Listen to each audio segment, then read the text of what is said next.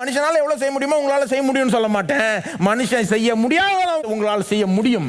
ஏன்னா உங்களை பலப்படுத்துகிற கிறிஸ்துவால் உங்களுக்கு எல்லாவற்றையும் செய்ய பலன் உண்டு.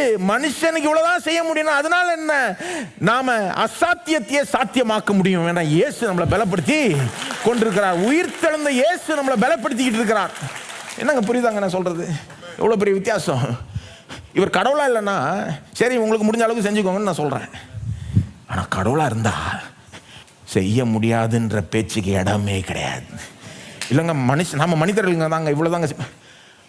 ஒரு காரியத்தை செய்யும்படி தேவன் அழைச்சிட்டார்னா தெய்வீக பலத்தை கொடுப்பார்.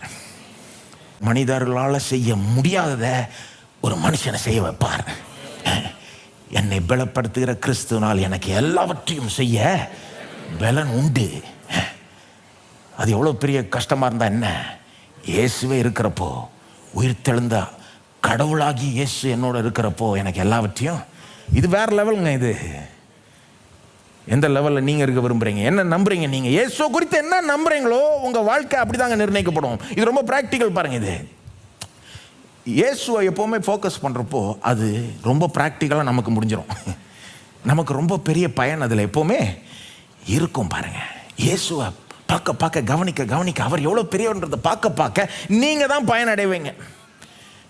இப்போ நான் கேட்குறேன், இவர் கடவுளாக இல்லைன்னா நீங்கள் பயப்படுறதுக்கு எல்லா காரணமும் இருக்குது. கடவுளாக இல்லைன்னா நீங்கள் பயந்துக்கோங்க, பரவாயில்ல, கவலைப்பட்டுக்கோங்க, பரவாயில்லன்னு சொல்லுவேன் நான். புரிஞ்சுக்கலாம். ஆனால் இவர் கடவுளாக இருந்தா, உங்களுக்காக உயிரை கொடுத்த கடவுளாக இருந்தா, இன்றைக்கு ஜீவிக்கிற கடவுளாக இருந்தா, உங்களோட இருக்கிற கடவுளாக இருந்தா, நான் கேட்பேன், அது எப்படி நீங்கள் பயப்படலாம்? அது எப்படிங்க பயப்படலாம்? நீங்கள் ஏங்க பயப்படுறீங்க, ஏங்க கவலைப்படுறீங்க? இல்லைங்க இதுங்க அதுங்க அது என்னங்க, இவர் இருக்கிறார் இல்லைங்க, உங்களுக்கு உயிரை கொடுத்த கடவுள் இருக்கார்ல, அவர் இன்றைக்கு ஜீவிக்கிறார்ல. உங்களுக்கு அடி வாங்கின கடவுள் உங்களுக்கு தெரியும்னா, உங்களுக்காக அவமானப்பட்ட கடவுள் உங்களுக்கு தெரியும்னா, உங்களை அந்த அளவுக்கு நேசிக்கிற கடவுள் இன்றைக்கு உயிரோட உங்களோட இருப்பாரானால் எதை கண்டு நீங்க பயப்பட வேண்டும்? ஏன் அஞ்சணும்? தைரியம் கொள்ளுங்க. என்னங்க